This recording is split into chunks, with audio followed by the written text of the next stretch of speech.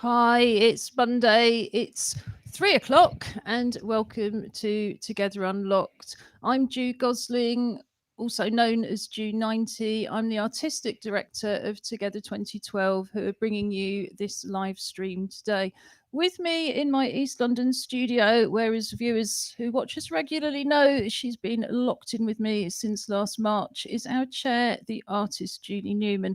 I'm going to get you a little bit better into the picture in a minute, Julie. Everything, as always, when we switch the system on, things seem to change slightly.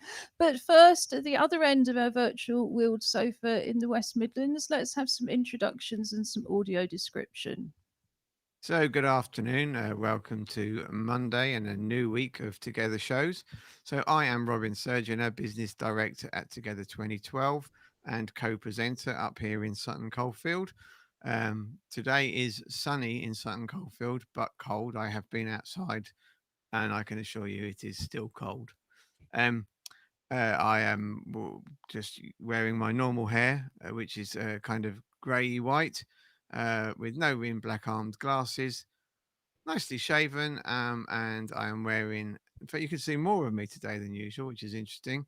I am wearing a grey hooded sweatshirt, which says Team GB on it and Tokyo below it with some, I'm assuming, Japanese writing, but doesn't have any year on it unless it's in characters that I don't recognize as the year.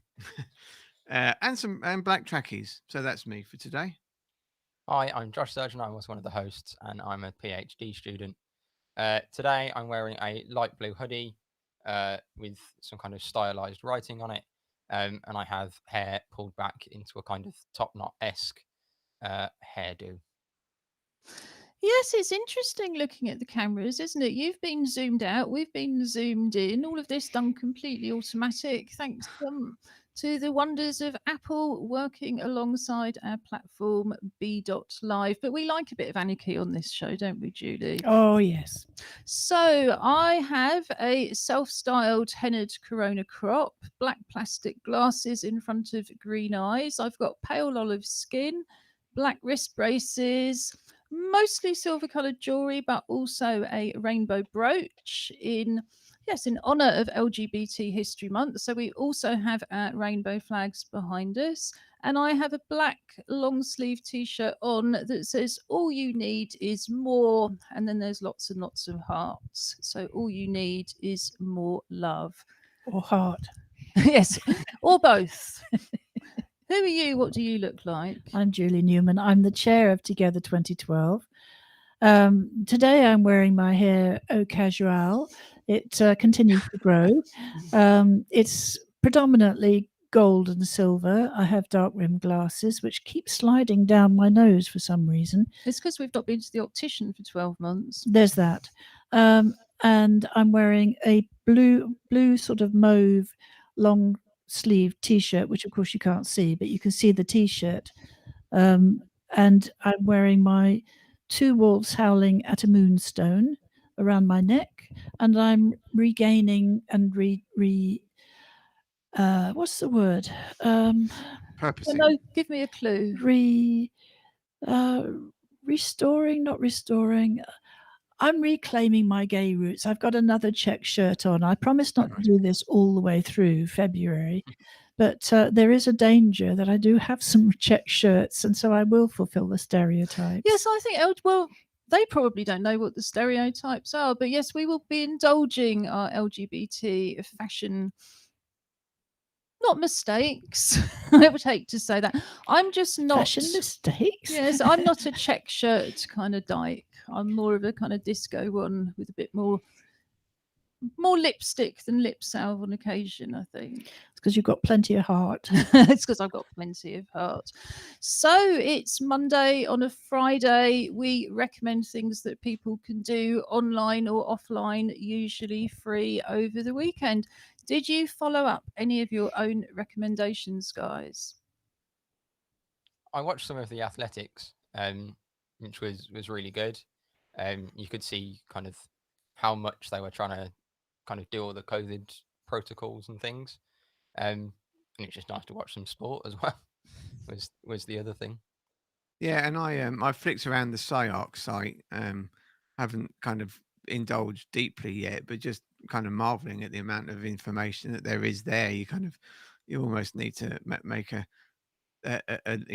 list of places you want to go and visit from know what's there and then make an order of what you want to do because it does look really fantastic. Yes, I mean, I didn't, of course, because I was doing the show, get to the Welcome Trust event at 4 o'clock. But there's a fantastic amount on the website at the moment for they've got a whole online program. So we have a highlights and links page. It's on our website under the main Together Unlocked TV page. And I'll pop that link up along with the other links and videos and pictures from today because it really, the February program, or I think it runs till the end of February anyway, looks really, really interesting. And there may well be a video of the Disability Arts event from Friday as well. Julie, did you explore the 2-day film competition? I did, and unfortunately, you had to be resident in Northamptonshire, which was disappointing. But I was having a chat to Robin earlier on, and I think we both agree that in principle, it's a lovely idea. It's a good challenge, especially if you're using something like your phone or your iPad to make the film.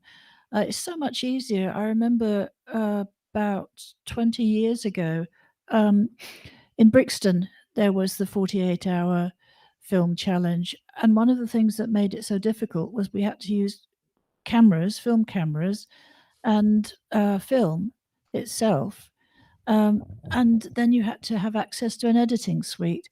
Well, all these things now are online, so I'm quite in favour of that.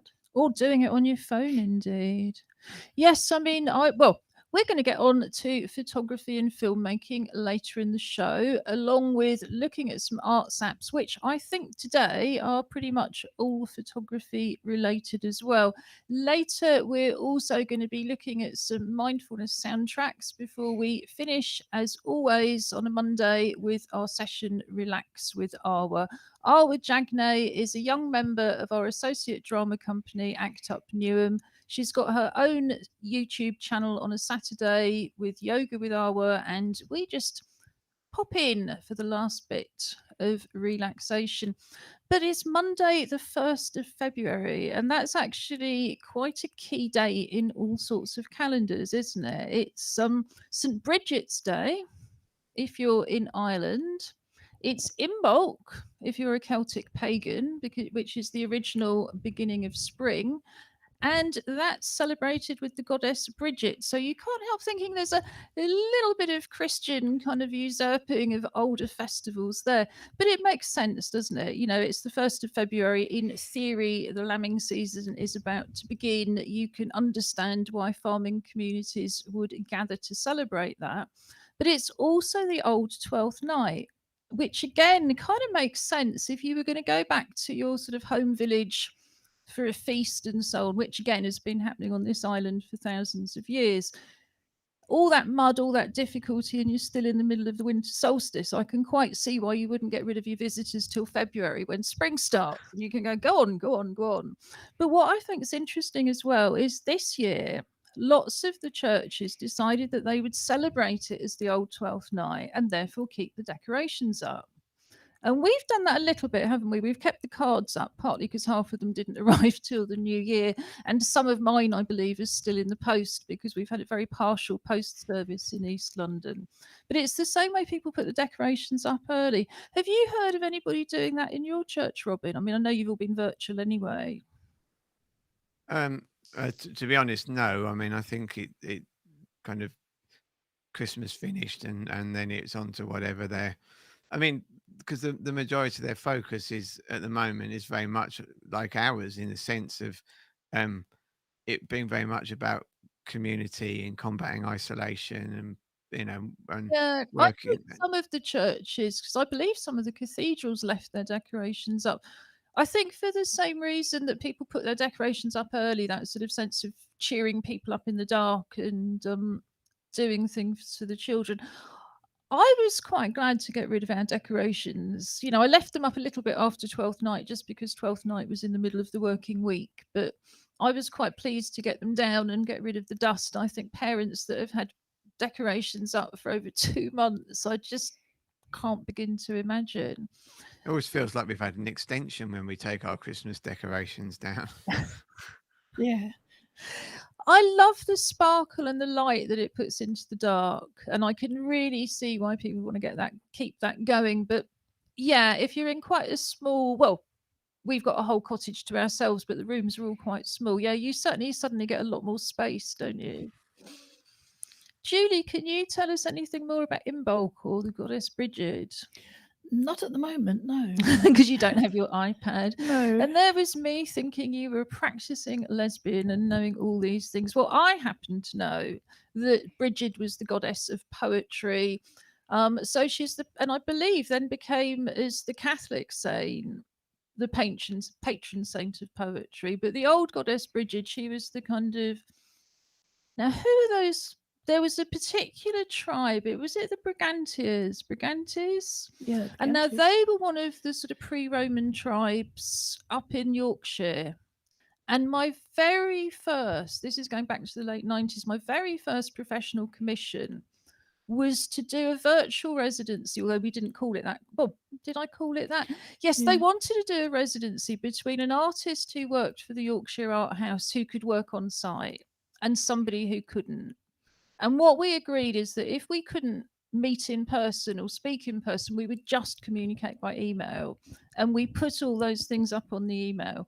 And we had to find, because we were working, and I do forget Mount Grace Priory, which is one of the Catholic Church's oldest sites. And we really had to find a way through the spirituality, because it was making a site specific piece of work for a very, very spiritual site.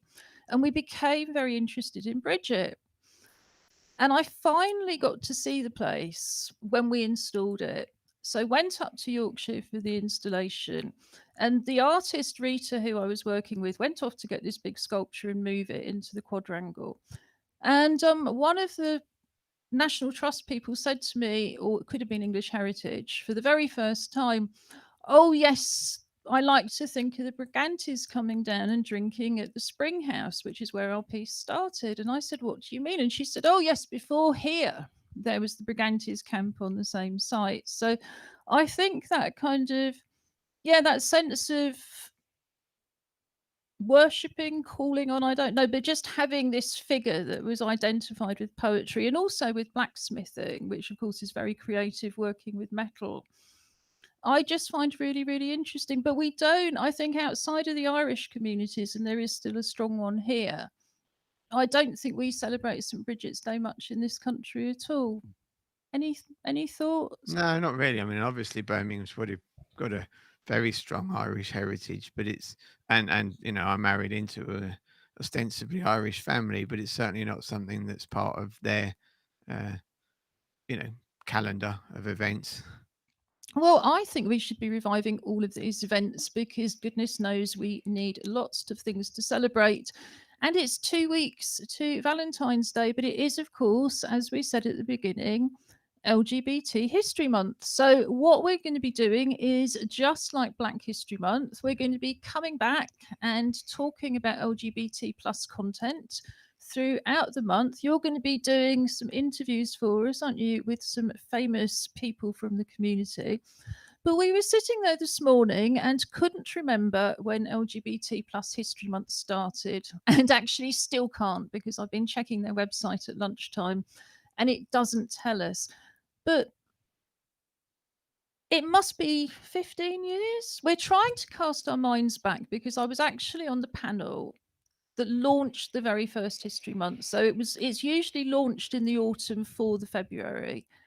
And they launched the very first one at Tate Modern, because I remember sitting next to Grayson Perry, because it's always been very inclusive of everything that comes under that T plus. And then you and Grayson going off for the rest of the evening together, which nobody else, particularly the organisers, were very happy about. What were you chatting about? Motorbikes. There you go.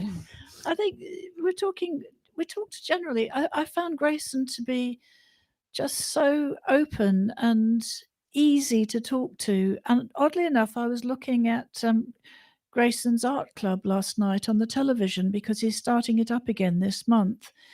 And I was really impressed again at how easy he seemed to be to talk to. With he was talking to the various artists who'd contributed to his art show last year during the lockdown, and he has such a lovely soft manner about him, and I just had a lovely time.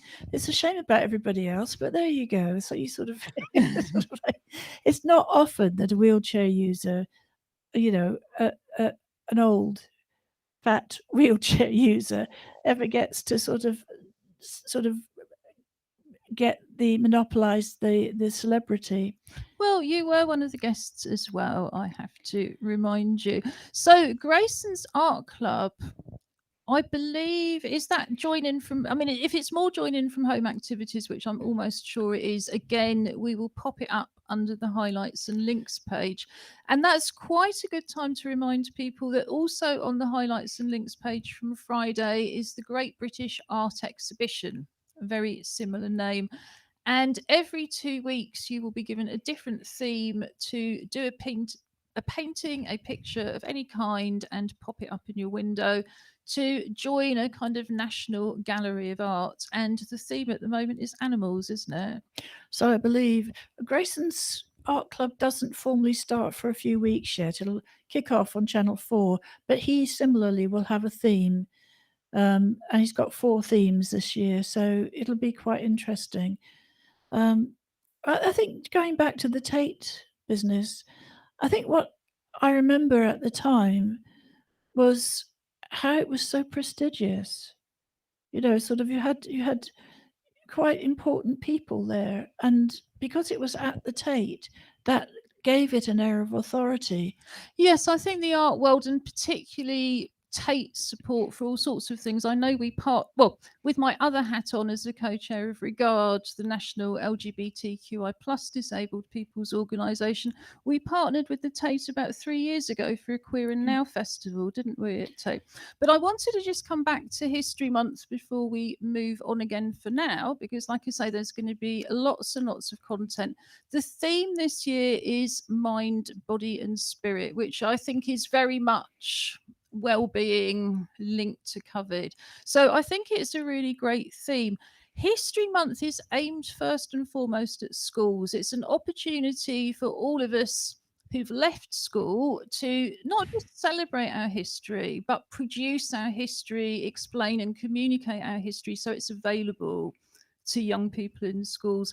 And it was started by the Schools Out campaign, who are basically teachers who've worked for decades, probably since the introduction of Section 28, to overcome homophobia in schools. So I think that that also ties in very well with so many young LGBT plus young people who really suffer in education. So I hope we're not just going to think about our own mind, body and spirit, but like you say, how that history can be used to benefit young people, to educate young people and support them. and support young people. Yeah. What we will have later in the week is news of what Regard will be doing. In the meantime, and again, I'll put this up under highlights and links too, Regard has a website, regard.org.uk. There's lots of resources on it. You can join from their Facebook groups, email groups, free in terms of membership, and it's also free to allies. So if you aren't disabled or you aren't LGBTQI plus, but you'd like to join Regard anyway, you would be very welcome as well. So, Appdate, I believe this is our regular weekly feature on Arts Apps. I believe you and Josh are going to talk about Photoshop Camera. Yeah, well, I hope Josh will. I kind of sprung it on you, Josh. I'm sorry about that. But I know you've been using it quite a lot, haven't you? I used it quite a bit over the summer. I kind of played around with it over the summer. I haven't been using it recently, purely because the weather's been absolutely miserable.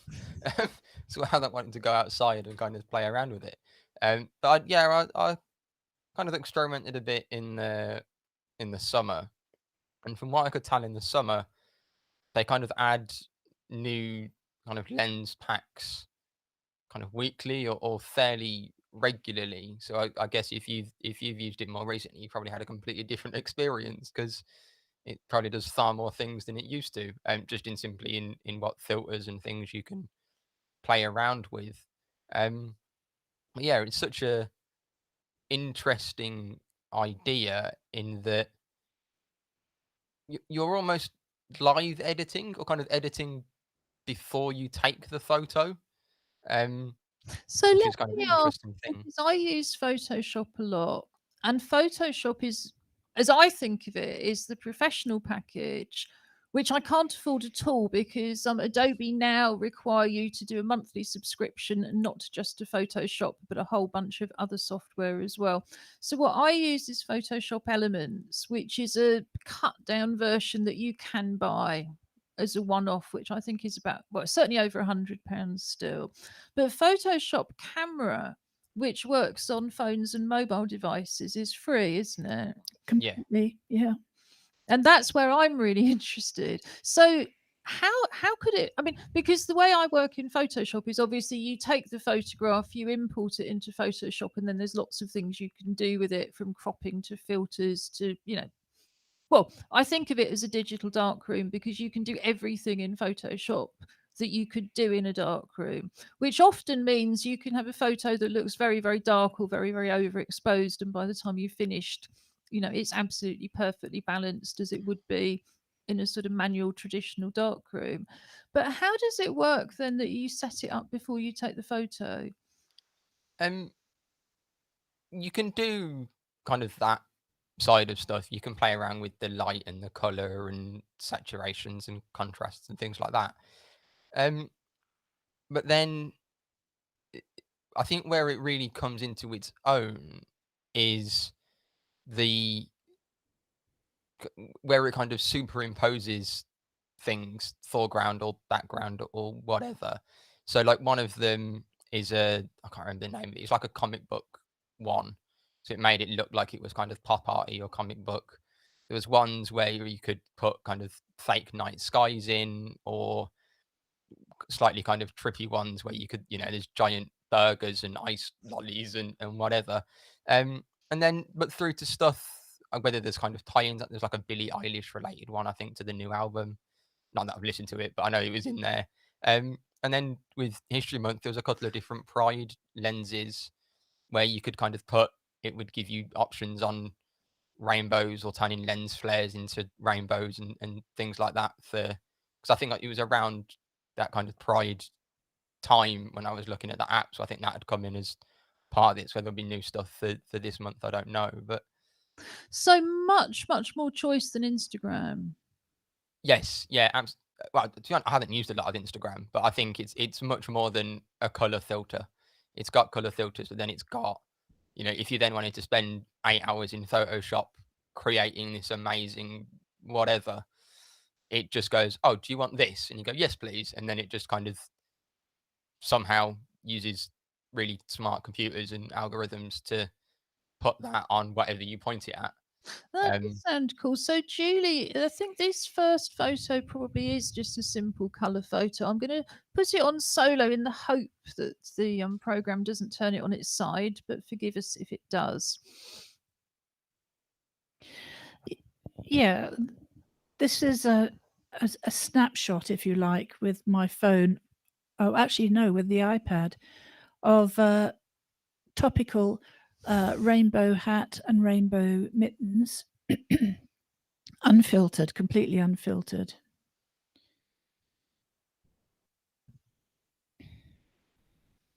And then I used a filter which is called Artful, and it was quite interesting because not only did it change the colors completely, but it also changed the texture. It brought out the knitting, I thought, in quite an interesting way. Okay, I'm just going to take that off if we just pause for a minute.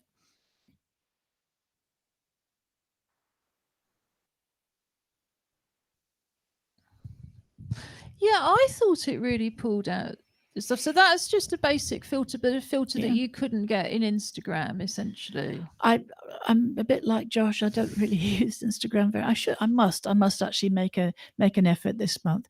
I think thinking about how you could use the app itself is that I think it's probably designed for social media sharing. Would you agree with that, Josh? Yeah, I think I know it's certainly got kind of the kind of direct share things built into it, so you can put it on Facebook, Twitter, Instagram, whatever, MySpace. I think I don't think MySpace is an option, but yeah, and like you said, it's got those. But I think what it also does from memory, and it might be an option, but it still takes an original photo. So even if you took it directly with a filter, because you can apply filters kind of afterwards, even if you take it with a filter on, I think it's still, you essentially get two pictures. You get the one with whatever it's doing, but you also still just get a, blank photo. I don't know if that's still in there or not. But I think that's a unique thing, I guess, for it to do. I don't think that is what other apps would do, of the similar kind of style.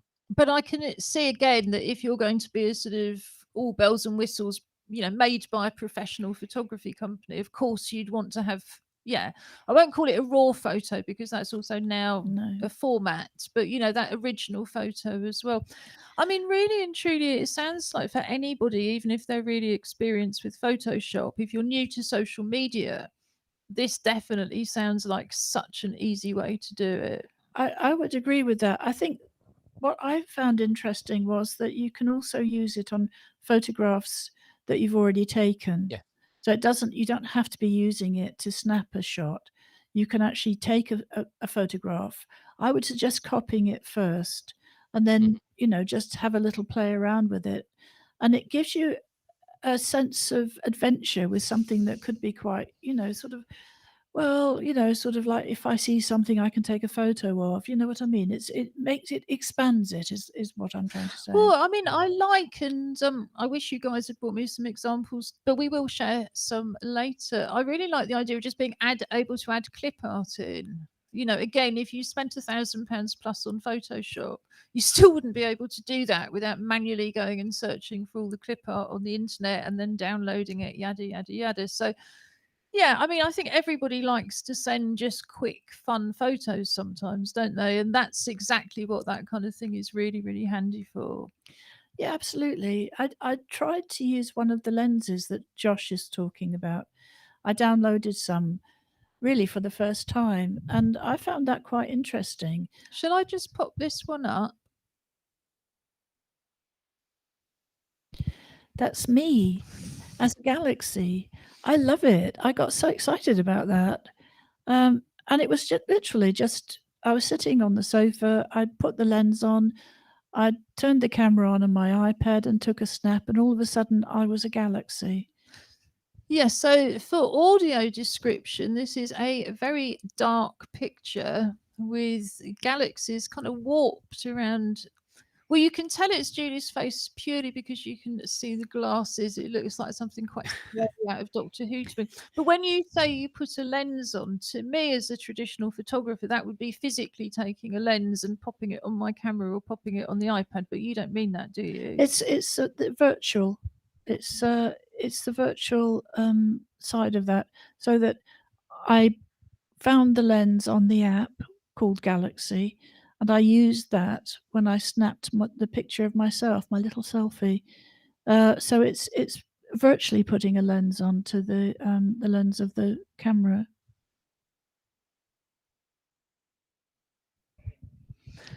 And did you do that the way Josh said? So you could already see what it looked like as you were lining it up? Yeah, absolutely. Because I imagine that's the great joy of being able to put the effect on first, isn't it? Is actually to sort of see it in action and to be able to get the best out of it. It is up to a point. What they seem to like is they request face. So that if you're doing some of the lenses, you have to have a face. I tried it on Precious's face, and for some reason it didn't recognize her face. I was terribly disappointed. Yeah, I think that is disappointing. Well, I don't know, Photoshop, you've got all that money, but if you haven't done the animals, Josh is about to tell us there's a special lens for that. There might be. There probably is somewhere. No, I think there is definitely, and I have no idea how somebody far smarter than me.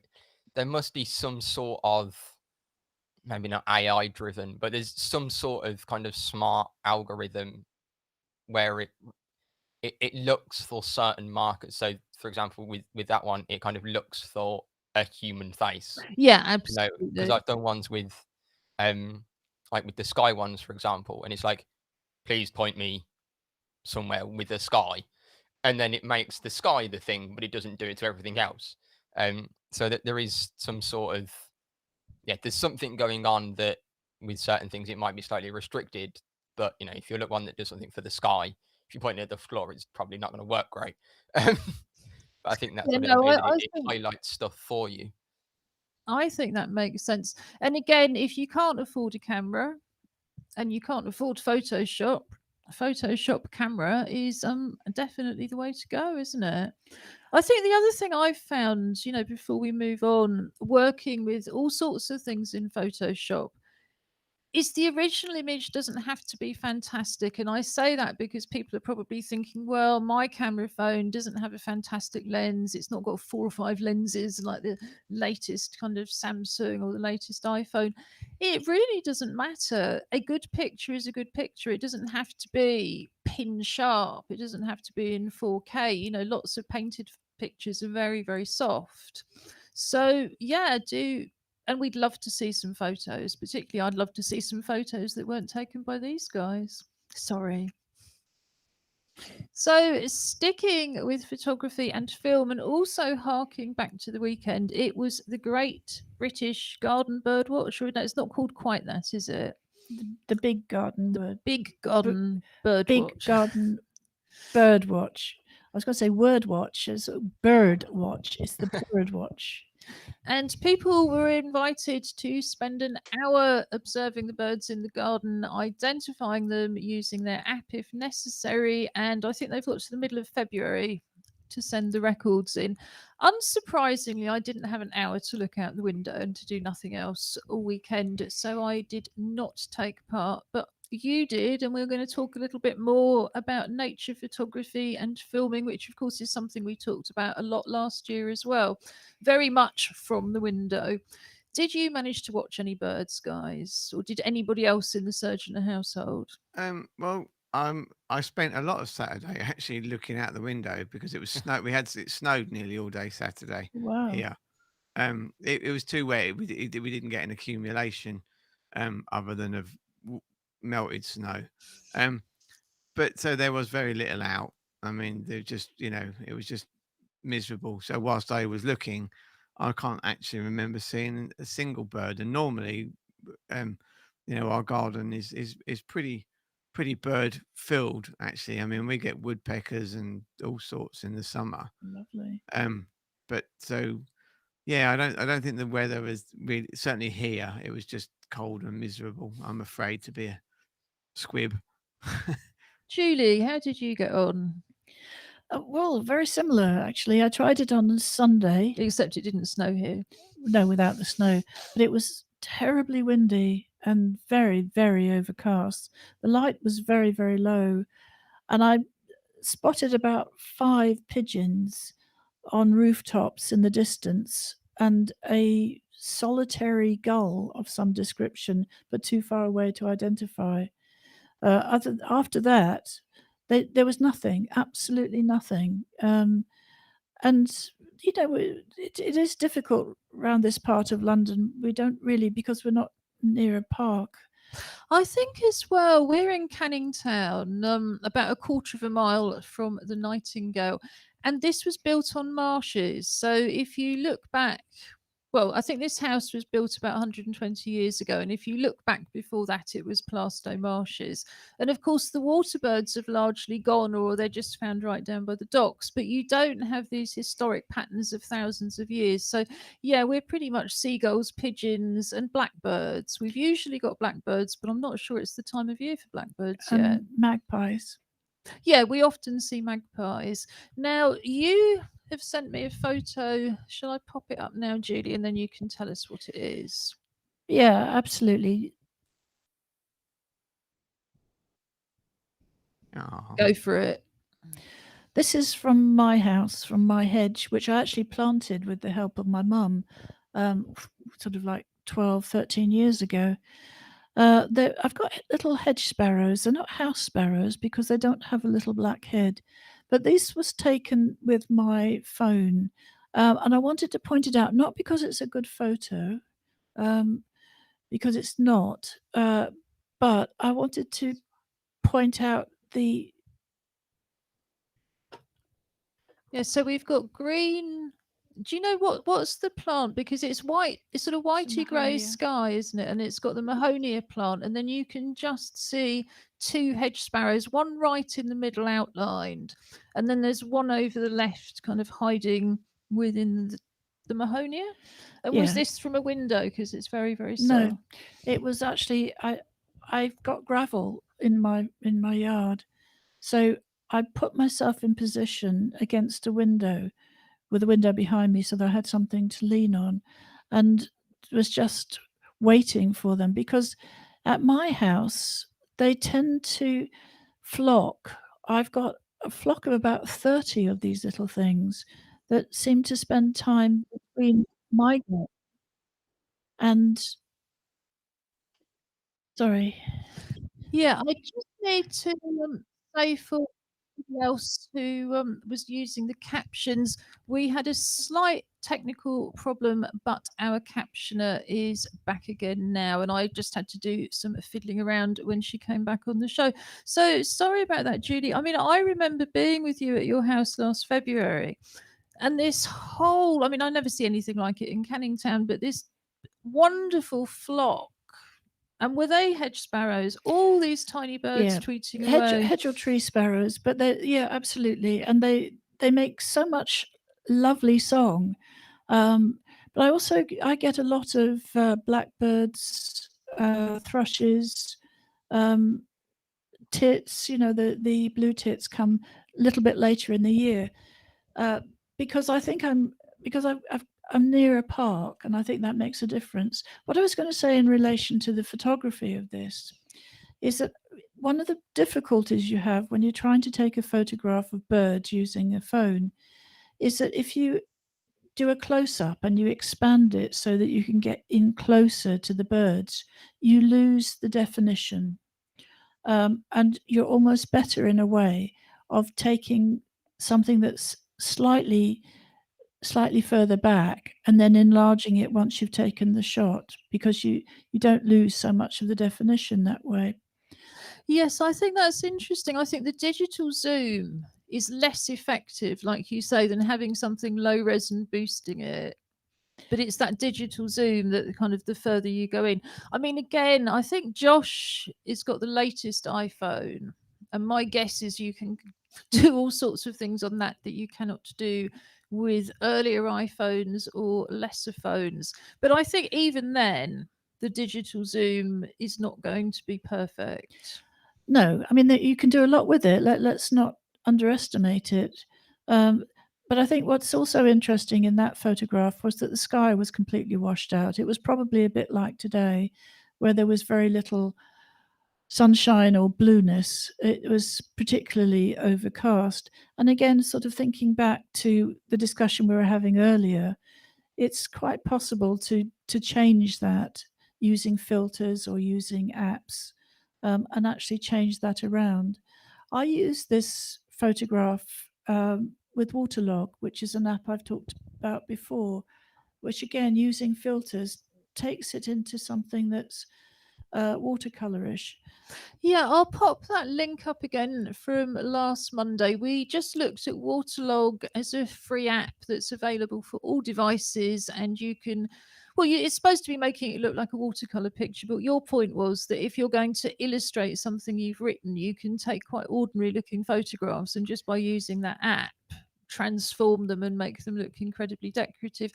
Josh, last year you were very much leading on the nature photography from home, and particularly stuff out the window, and now you've got the iPad, the iPhone, whatever it is. We're going to be expecting you to do more of that. What were your tips from last year? Because you managed to get some real close-ups of insects, didn't you, as well as plants and things, and then of course now you've also got your drone. I don't know whether you're going to send the drone out Once it stops raining, I will. Um, it's similar to what like you've both already said around kind of digital zoom stuff.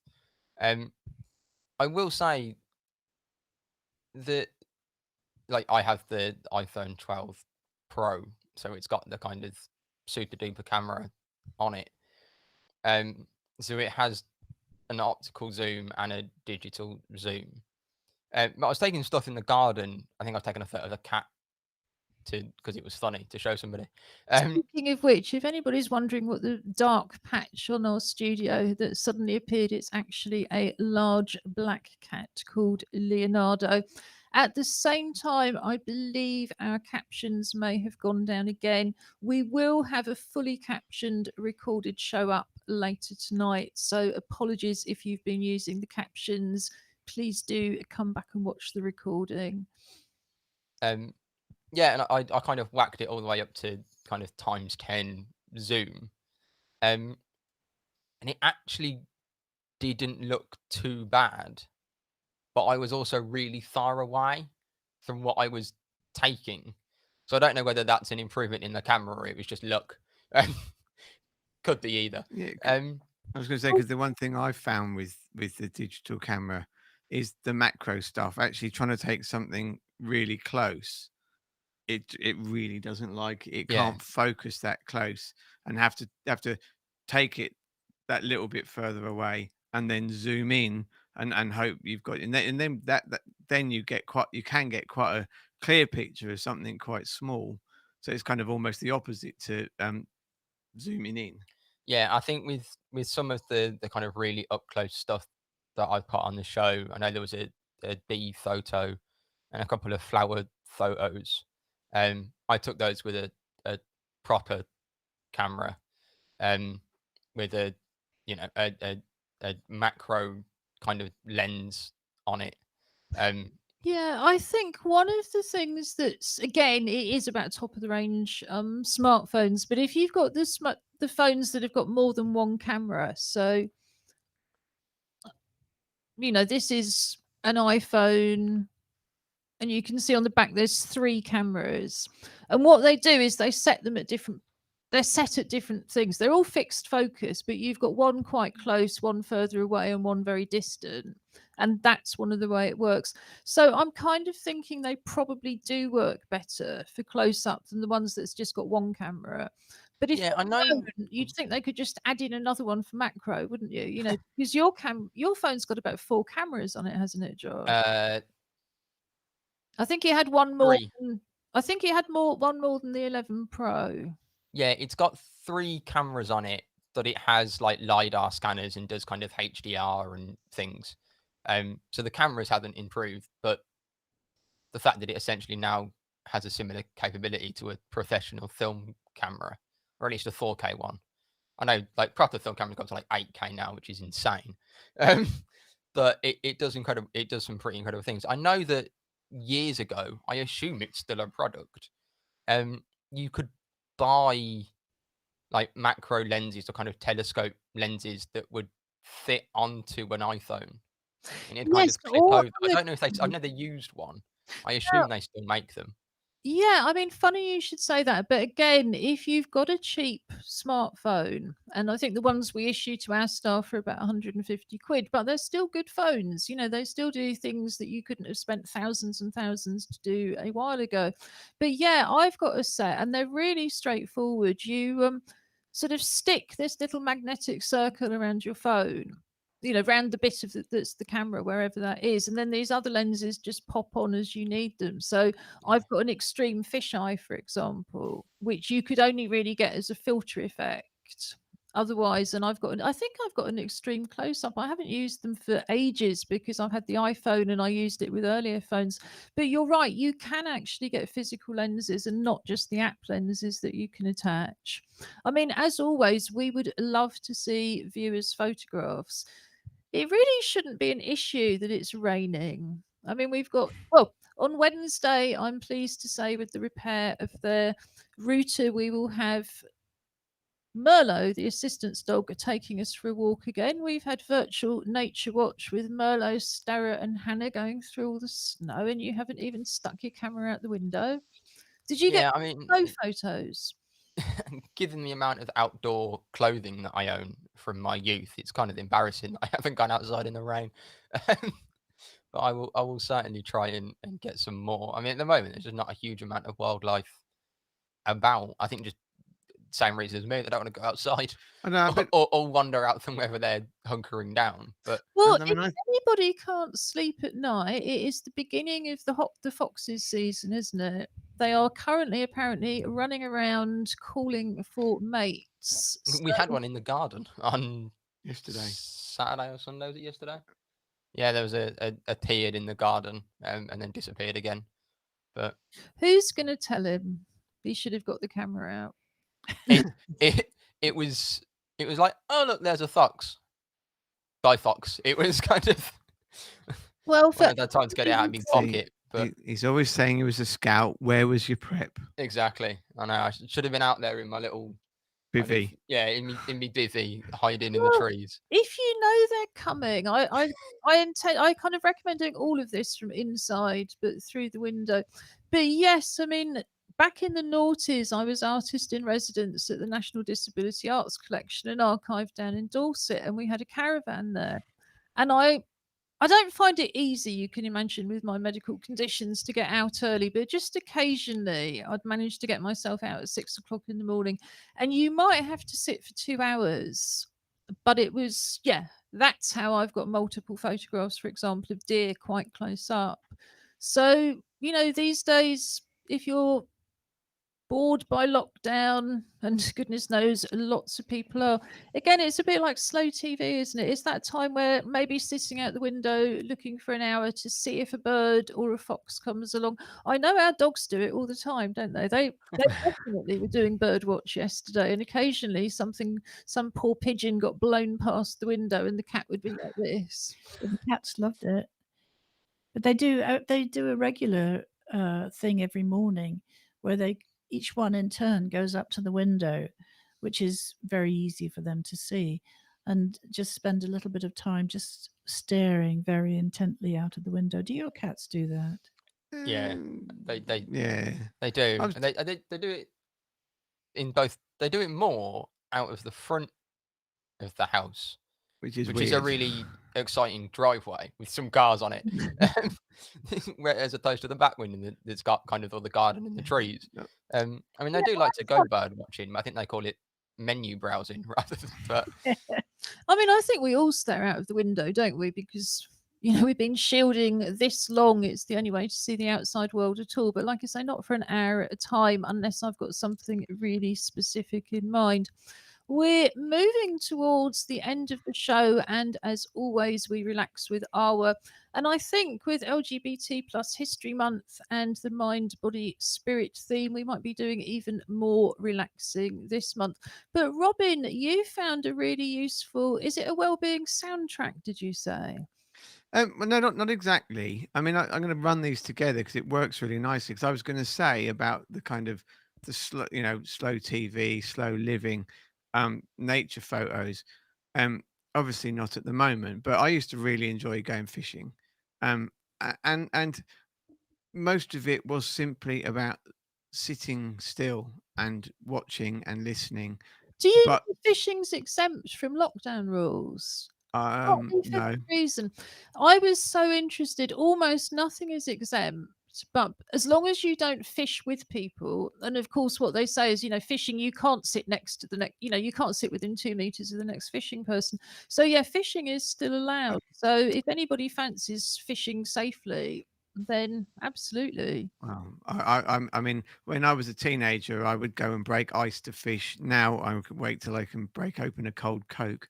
But I was going to is that with that, the advent of having a phone means I've got some absolutely beautiful pictures, particularly early morning pictures, when that you get like a sort of 3 foot layer of mist that's just sitting on like 6 inches above the water, and coots emerge out of it and stuff like that. And the reason I'm kind of adding that in there is no, there's um I was listening to, having been said I don't read newspapers, which isn't entirely true, just digital ones. I do listen to the radio a lot, and on Saturday morning there was a really interesting article with a woman, and she's a composer called Nanita Desai, and she without making the story too long, as part of a research project, working with the University of Exeter and a well-known nature filmmaker, Chris Watson, that the BBC have now got a website or a whole massive, not yeah, it's a website which is called Soundscapes for Wellbeing, and it starts with the whole introduction of it is about um, the use of adding sound to nature films that enhance the experience of it, but not just to make it as if you're there, but it's a little bit more manipulated to actually bring a positive well-being experience to it. Um and and it's and it I mean, it's a huge resource. You can go off and you can become part of one part of the research with it, but a bit that might be really useful, and I've sent the link through, is as linked to it, the BBC have put up something like 33,000 sound clips with a mixer, and then you can create your own nature sound effects films. And I believe, I mean, I didn't have the time to go into it properly, but I think you can also bring in your own sounds into the mixer into it, and then and create, therefore, do a film in your garden, but then build your own soundtrack around it, but very much not in the kind of sense that we've talked about before about telling the story side of it, but the different reflection, and about trying to bring out how much of nature is good for our well-being, and whether that is, I love the rain, actually. I mean, not when it's freezing cold, but um I used to love pushing in the rain and getting soaked, absolutely soaked, but it was great and it's lovely. Or again, sitting by a lake, and it absolutely pouring with rain, but watching, I Yeah. suppose it's the physics of the water hitting the rain, and the lake and coming up, and absolutely brilliant. Really, really, really good. It sounds fantastic. And of course, the other thing that links back to is we talked quite a bit last year on a Monday about slideshows, not hugely, but we certainly came back to it on more Yeah, than yeah, one occasion. And what a great way to make a film, just by taking your photos, putting them into a slideshow, and finding appropriate BBC quality sound to put with it. yeah. It does look really Lovely good. thing to do. Again, we would love to see them and to share them on the website. Well, we'll be moving over in a minute to relaxing with Arwa. We really enjoyed relaxing with Robin and Josh last week when Arwa had a router problem. So we'll be coming back to doing that again. And also, I saw at the weekend there was a Paralympian whose name, forgive me, I've forgotten, who was talking about the lack of accessible exercises and keep fit for disabled people, and particularly people shielding, and why were none of these YouTube channels being inclusive. So we're going to have a think about that, and maybe we'll be popping a few more exercises in, or indeed looking at doing something a bit different as well. In the meantime, on Wednesday, as usual, we have the Pop-Up Poetry Club. And on Wednesday, it is Read Out Loud Day, which is a day all around the world for reading out loud. So we're going to be celebrating that in our Pop-Up Poetry Club on Wednesday morning, and also in those poems on Wednesday afternoon, along, of course, with the Clockwork Paralympics, where we compete for the right of a teddy bear to wear a gold medal and take part in the virtual bear hunt. Sharp-eyed viewers will see that, in fact, the one behind me this week is a bird, but that was because it was promoting the Great Garden Birdwatch. Also on Wednesday, of course, we've got Josh with gaming and sport, and indeed much, much more. On Friday, we come back to dressing up to go out to stay in. We all love to see you as Bernie Sanders. but we would love to see your photos as well. And I should have asked, I just will quickly, Josh, on Photoshop camera, are you able to copy memes and put them against different backgrounds? I assume so. You can edit images that you already have saved. Because If I've you always wondered, import a meme, I assume yes. but I think also it's fun to know how to create memes, and it sounds like this is quite an obvious one to be cutting things out and just sticking things on. We'll investigate that anyway and come back to it. But now I think it's goodbye from East London, Goodbye from West Midlands. and we will relax with our thank you again for this video. Now, I want you to imagine that you in your island and you are with the flower and you're with your neighbor. And you are going forever around the island. So on your wall, you see another talking flower that knows everything about you already. So you pick it up. So you take it on your journey. You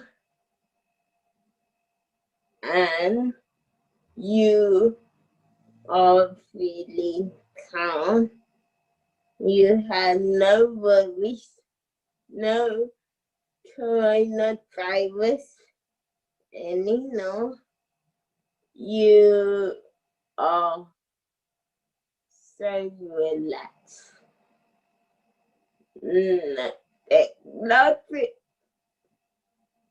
worry you. Then you are sitting by the sea and ahead of you, you see a whale in the ocean, and the whale is looking at you. It's a talking whale. I know why it's a talking whale. That looking at you.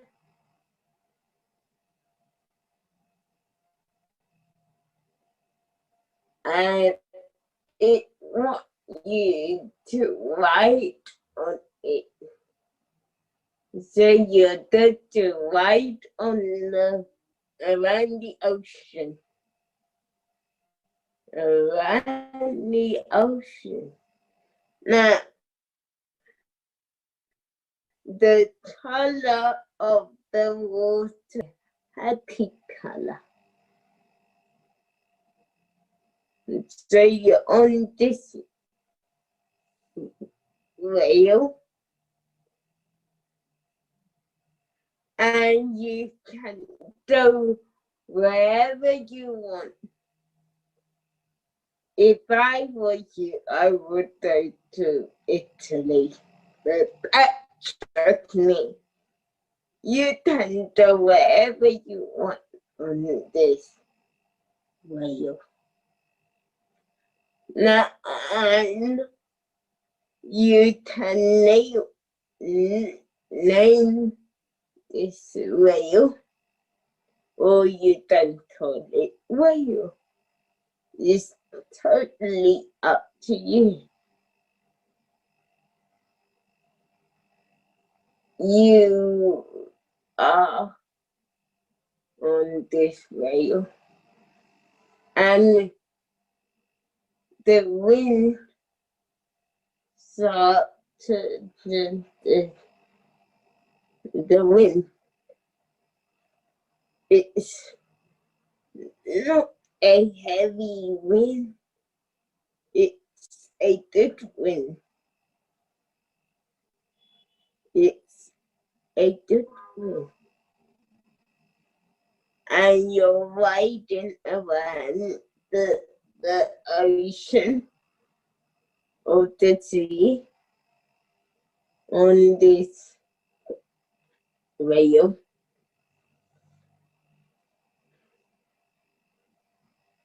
Yeah.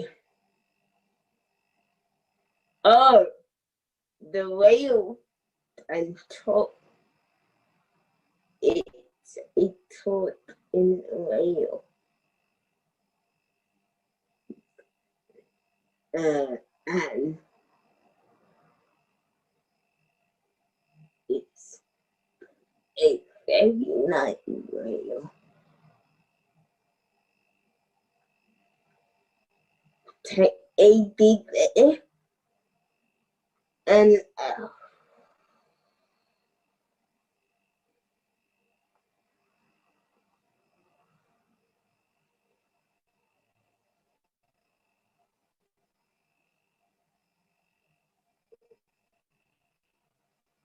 no, I'm not going to talk for a while, and I just want you to imagine yourself on that rail, and you're going on a journey, a special journey. You can do wherever you want on that way. And when you're ready, you done that in the room.